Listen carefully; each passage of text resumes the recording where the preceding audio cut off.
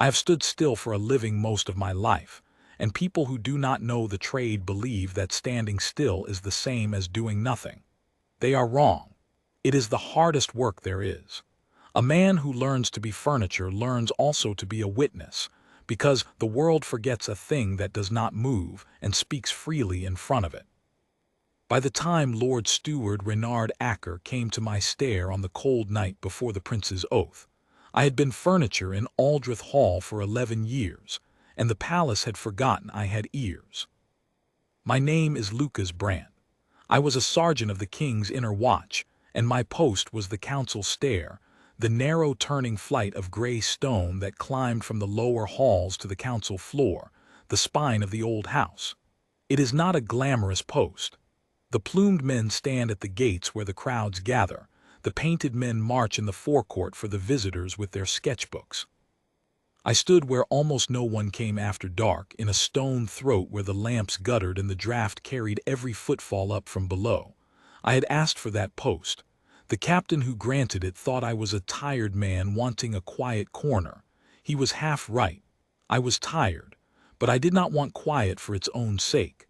I wanted the corner that heard everything. Before the watch I had been a frontier scout on the Courland line, the long broken country of marsh and black pine where our realm frayed into nobody's land. A scout's whole craft is reading ground that means to kill you, knowing which silence is empty and which silence is held breath, seeing the one branch bent the wrong way, the one bird that will not settle. I had walked ambush country for 9 years and come home with all my fingers, which on the Courland line made me either very good or very lucky, and I have never believed in luck. When I traded the pine for the palace, I thought I had set that craft down. I had not. A man does not unlearn how to read a tree line. He only changes the trees. Aldrich Hall, I came to understand, was its own ambush country. It simply wore better clothes. That winter the realm was holding its breath, and I could feel it the way I used to feel whether coming through an old wound. King Otmar was failing, had been failing for 2 years, in the slow gray way of old kings, present at the great ceremonies like a portrait of himself, and absent from everything that mattered. The realm's weight had passed quietly to his grandson, Prince Ansel, who was 24, and carried it better than men twice his age. I had watched the boy grow up on the council floor above my stair. I had heard him as a child of 9 asking his tutors why the Levies fell hardest on the villages that could least bear them, and I had heard the tutors not answer. I had heard him at 19 still asking, and now, at 24, with the regency in his hands, he meant to stop asking and start changing it.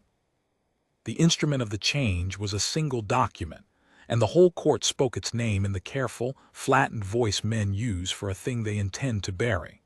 The Charter of the Commons. It was not a revolution. It was a plain and modest thing.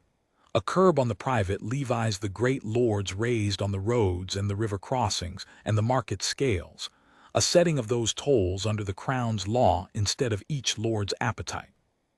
To a farmer hauling grain to the heath market, it would mean a few coins kept in his own pocket. To the great houses, it meant the slow drying of a river of gold they had drunk from for 100 years, and had come to believe was theirs by birth. The prince meant to swear his oath of regency at the lower court before the city, and to set his seal to the charter the same morning, so that the two things, the man and the law, would rise together and be hard to part. The man who had drunk longest and deepest from that river was the Lord Steward Reynard Acker. He held the purse of the household and the keys of the hall, which is to say, he held the two things that run a palace, and he wore that power like a well-cut coat. He was not a brute. I want to be fair to him, even now, because the easy villains are the ones we learn nothing from. Acker was clever and courteous and patient, and he had spent 30 years making himself indispensable, the way ivy makes itself indispensable to a wall by promising to hold it up while it pulls it down. He had served 3 kings.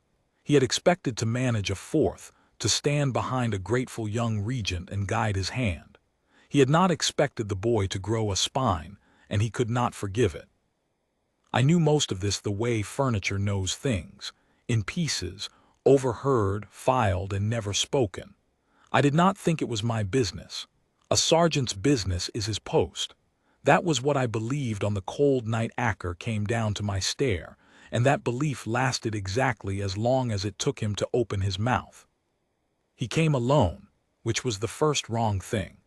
A Lord Steward does not walk the lower halls after midnight without a single attendant. He travels in a small weather system of clerks and link boys.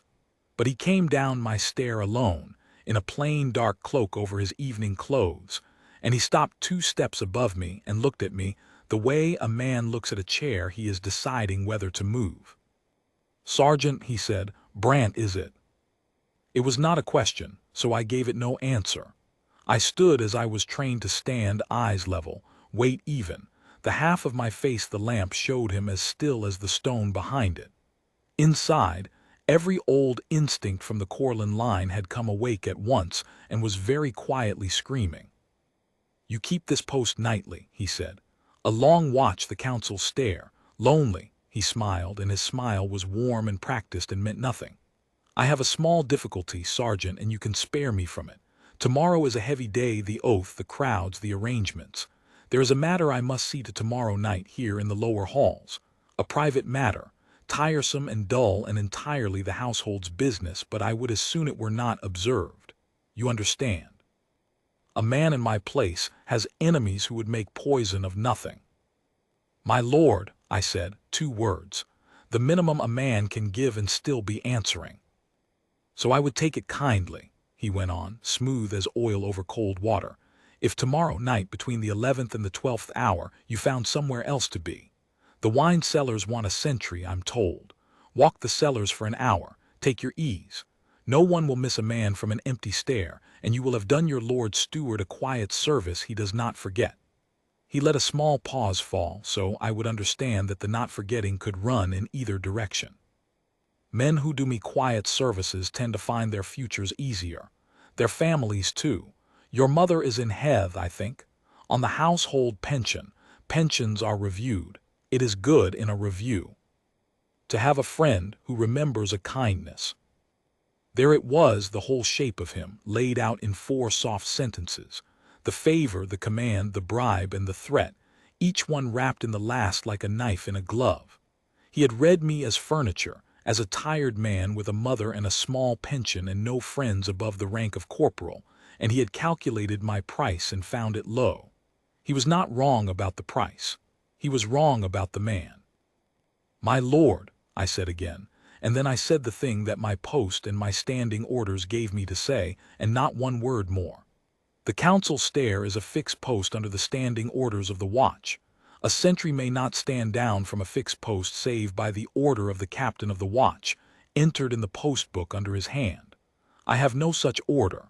I cannot leave my stair, my lord, unless the captain sends me from it. I watched the warmth go out of his face. It did not go all at once. It drained, the way light drains from a window at dusk, so slowly you cannot name the moment it became dark. What was left was not anger. Anger I could have managed. Anger is a thing that wants something and can be steered. What was left was a flat, assessing coldness, the look of a man recalculating a sum that had come out wrong, and I knew in that moment, with the old marsh certainty in my gut, that I had just learned something I was not meant to know, not the content of it yet, but the weight. He had not come to buy an hour of privacy for a tiresome errand. No man wraps a tiresome errand in his mother's pension. He had come to buy an empty stair, and an empty stair is only worth buying if something is meant to climb it. "You are a careful man, Sergeant," he said at last, very quietly. "Careful men are useful until they are not. Think on it. The captain can always be persuaded to send a man to the cellars if a man asks nicely. I'd not like to do your asking for you." And he turned and went back up my stair into the dark of the upper halls, alone, and left me standing in the lamplight with my heart going like a scout's heart in held-breath silence, reading a tree line that had just bent the wrong way. I did not sleep that day. I lay in the sergeant's barrack with my eyes open, and did the work I knew how to do, which was not the work of a courtier. I could not go to a lord and accuse a lord. I had no proof and no rank and no friend who would credit it, but the work of a scout, which is to take a wrongness you have felt and walk it back patiently until it shows you its whole body. Why that stair? Why that hour? The 11th to the 12th hour of the oath night, the night before, not the day of. What climbs a council stair the night before a great ceremony? Not a man, the arrangements. The household carries up the night before, the council floor dressed, the lower court made ready, the route walked and set. And the council stair was not, in truth, the route the prince would take to his oath. The prince would descend the great ceremonial flight into the lower court, before the city in the morning. My stair was the back spine of the house, the way the household's own people moved, unseen, carrying the things that made the morning work. So it was not my stair he wanted emptied for its own sake. It was the back way to the lower court he wanted unwatched, for 1 hour, the night before, while the household's people went up and down dressing the stone, so that one of those people, unobserved by the one set of eyes that stood between the lower halls and the court, could carry up something, or do something, to the place where the prince would stand. And then the filed pieces, the small wrongnesses I had logged and never spoken, because furniture does not speak, began to come up out of me one by one and lay themselves in a row, and I went very cold. A mason. 3 days before, a mason had come to work on the ceremonial balustrade of the lower court, the carved stone rail along the wide turn of the great flight, where the prince would pause at the bend to face the crowd and raise his hand. I had seen the man at his work from the head of my stair, idly, the way you watch any workman, and something in it had snagged on me and I had not known why. Now I knew why. He had held his tools wrong. A stone mason has a way of holding a chisel that is bred into the wrist over 20 years, the way a swordsman holds a blade. You cannot fake it. And a scout learns to read a man's trade in his hands the way he reads a man's intent in his shoulders. That man had not been a mason. He had been a man dressed as a mason, doing something to the anchor of the great balustrade and making it look like repair. A rota. The watch rota for the oath day had been changed, and I had seen the change posted and thought it only the usual churn of a great occasion. The change had thinned the watch on the great flight, pulled 2 steady men from the bend of the stair, and set them at the outer rails, leaving the turn where the prince would pause held by a single junior man who would be looking outward at the crowd, looking at everything except the stone under the prince's hand. A letter. A week ago, one of Acker's clerks had carried a sealed packet down past my stair, late, to the outer gate, to Captain Devon Stroud, who held the gate and the gate keys and the gate roster, and who was Acker's man as surely as a hound is its huntsman's. I had marked it because the clerk had been afraid, and frightened men carry letters differently than easy ones. I had filed the fear and forgotten the letter. Now the letter had a meaning. A captain of the gate could thin a roster. A captain of the gate could let a false mason in and out unlogged. A captain of the gate could see to it that, when the thing was done, the right man was found standing in the wrong place to take the blame. I made myself go up, on my next rounds in the gray hour before dawn, and walk the lower court, and look at the great balustrade at the turn, not as furniture now, but as a scout reads ground he must cross. And the marsh certainty became plain fact under my fingers. The carved rail at the bend, where any man pausing to face a crowd would put his hand and his weight by pure instinct, had been undone.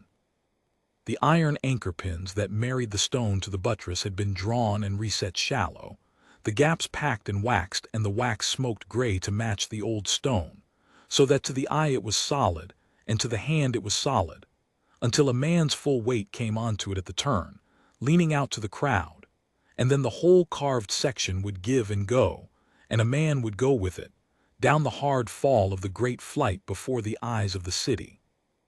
And it would look like the cruel ill fortune of old stone and a young man's careless weight, a tragedy, an accident, the reform dead with the reformer and no hand to point to, or, if a hand were wanted to quiet the questions, the hand of some wretched household man found near the work, who would hang for it and could tell no tales.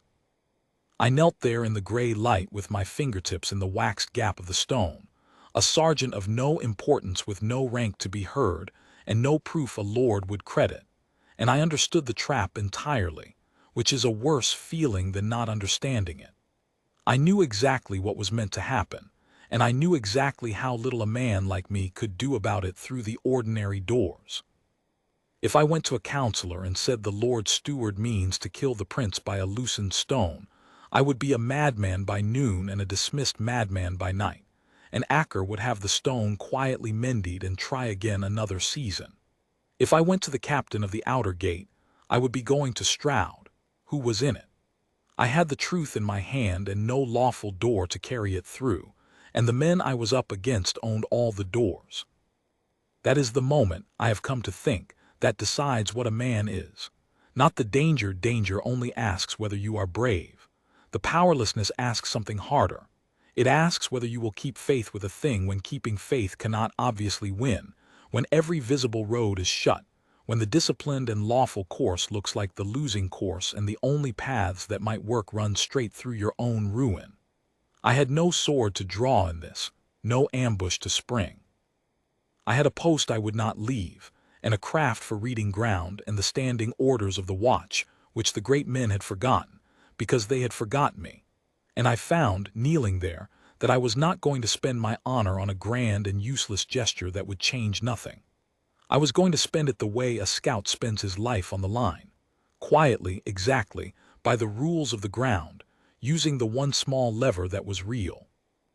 A sentry on his rounds has a right and a duty written plain in the standing orders, older than any Lord Steward.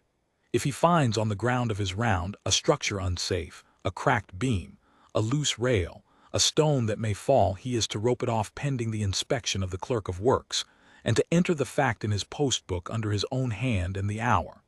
It is a small, dull, lawful thing. It is the kind of thing furniture is permitted to do. And it cannot be unmade by a lord's displeasure, because once it is written and witnessed it is a fact in the realm's own record, and to undo it, a man must put his own name to the undoing and answer for why. So I did two small lawful things, and they were the whole of my battle. First, in the cold dawn, I roped the turn of the great balustrade, the proper red cord of the works, slung on its iron hooks across the carved section, with the small lead seal of the watch that says this is roped on a sentry's authority. Do not pass. Any household man could lift a rope. But to lift this rope and clear this turn, in the open, on the morning of the oath, a man would have to be seen lifting it, and would have to answer for why he had cleared a stair a sentry had marked unsafe under the prince's very feet. Second, I went off my round by the book, to the one door I trusted, not up to the counselors who would not hear me, but across to the post book and the captain of the watch himself, old Holly's Varain, who had given me my quiet corner 11 years before and was the last honest stone in a crumbling wall. I did not accuse anyone. A sergeant who accuses a lord is finished and useless. I made a report flat, exact, a scout's report, the kind that wins no glory and starts no fights and simply cannot be argued with because it claims nothing it cannot show. I reported that on my round I had found the anchor pins of the lower court ceremonial balustrade drawn and reset shallow and waxed over, the stone unsafe to bear weight at the turn, and that I had roped it pending the clerk of works. I reported that the oath day rota had thinned the watch at that same turn. I asked, as was my right, that the clerk of works inspect the stone before any person of the household, of whatever rank, was permitted upon it. And I watched old Varain read it, and I watched his face change the way mine had changed in the dawn slowly, from a tired man's patience to a soldier's cold attention, because Varain had stood the Courland line too long ago, and he knew how a true report reads, and he knew that pins do not draw themselves.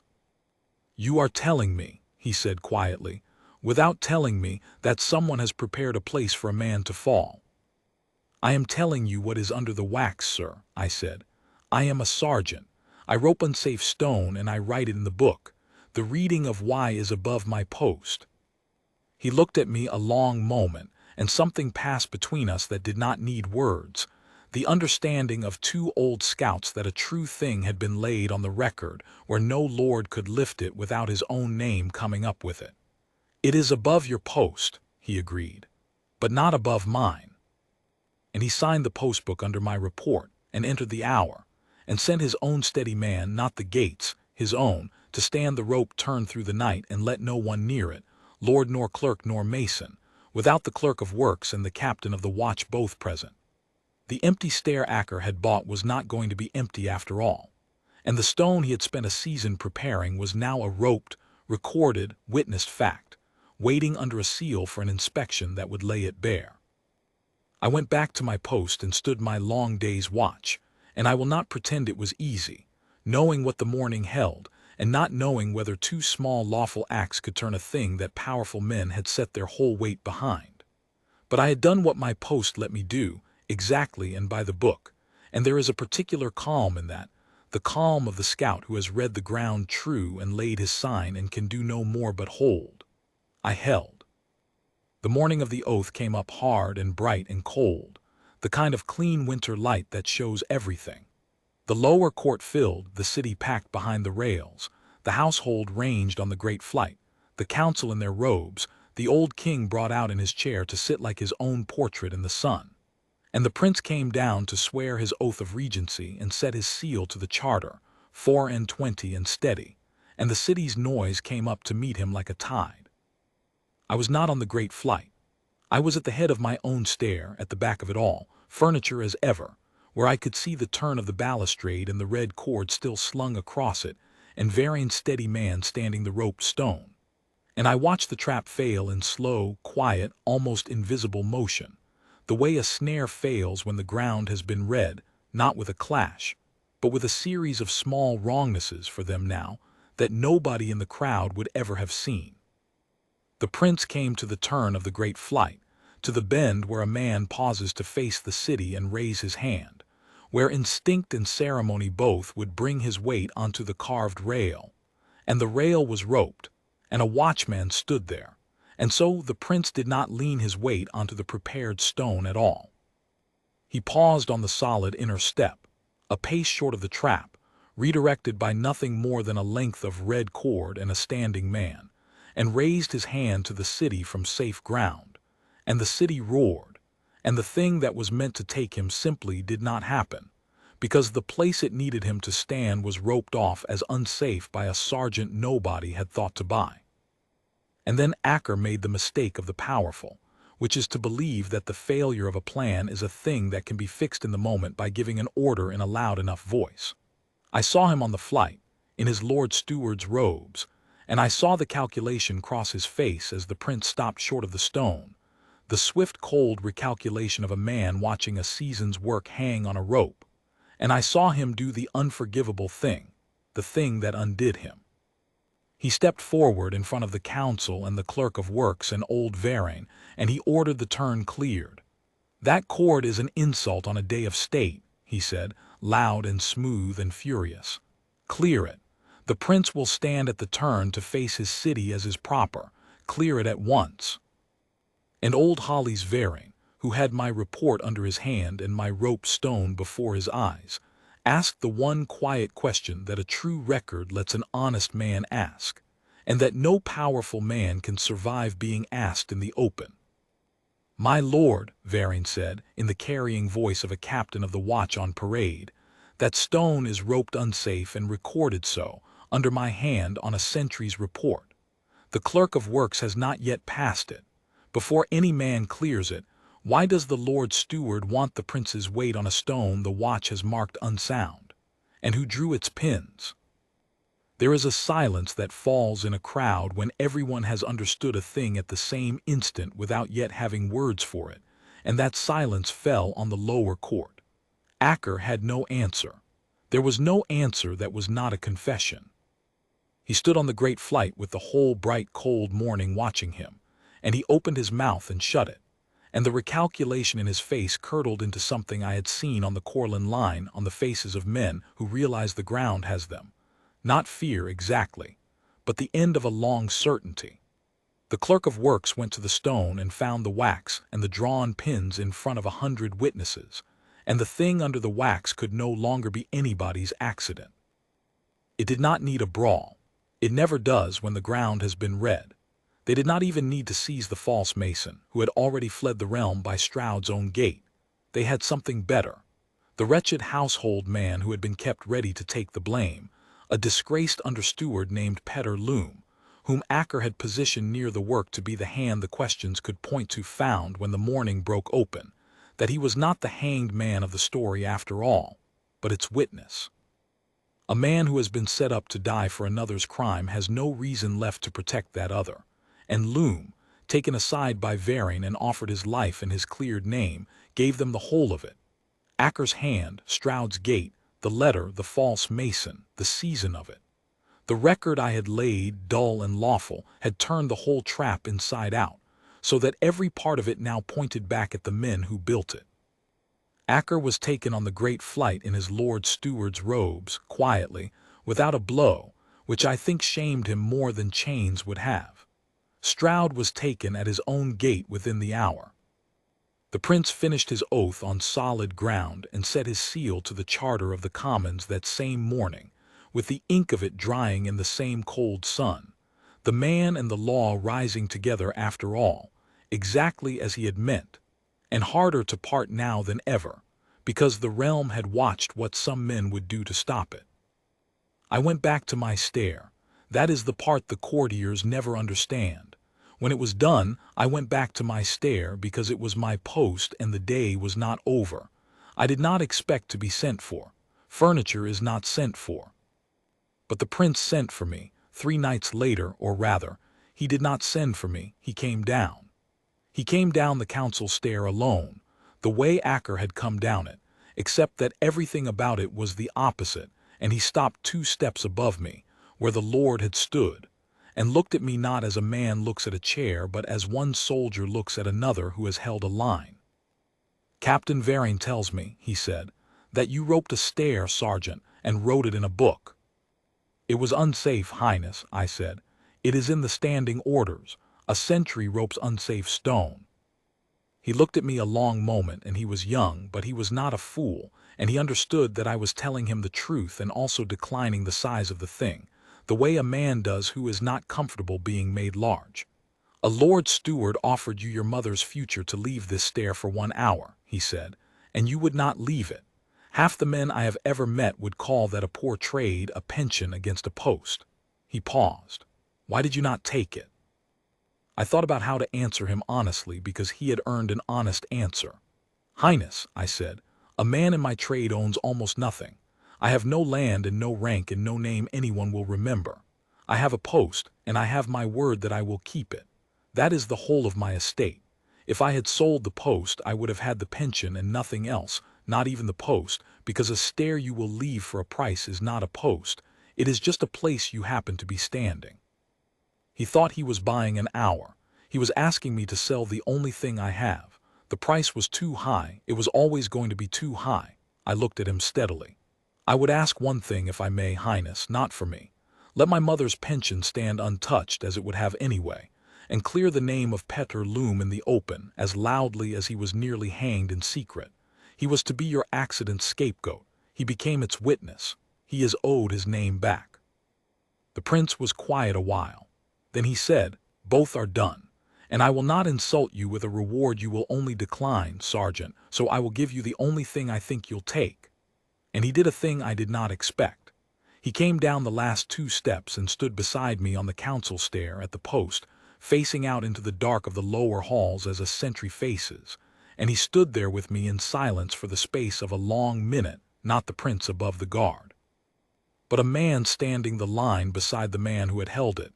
And then he inclined his head, once, the way you salute an equal, and went back up. He never spoke of it again in public, and neither did I, and that was exactly right. I stood the council stair for 6 more years, until my knees gave out and they pensionied me to Heth, to my mother's house, where I am writing this. The reform held. The charter held. The realm did not notice the man who roped a stair, and I have never wanted it to, because a watchman who is noticed has usually failed at something. I have thought in the long quiet since about what Acker believed and where it broke him, and I have come to this. The powerful always believe that a silent man is a blind one. They look at a sergeant who does not move and does not speak, and they see furniture, a thing with a price and no eyes, and they say they're poisoned freely in front of it, and they offer it small money to step aside. And they never once consider that the stillness they are speaking in front of is not emptiness but attention, and that the man holding the line has been reading ground that meant to kill him since before they learned to want. I never drew a blade in any of it. I never struck a man. The whole of my war was a length of red cord, an honest report in a book, and a post I would not leave for any price they could name. Powerful men spent a season and a fortune and their own honor to undo one stone, and it came to nothing against the one thing they could not buy, which was a tired sergeant's refusal to be furniture on the night it mattered. The line I would not leave was the line that held the realm. It was never strength. It was only this. I knew what my post was for, and I did not forget it when a great man asked me to. That is the whole of the craft, on the Courland line and on the council stair both. You read the ground true, you lay your sign and you hold, and you do not, for any price, step off the line you were set to keep.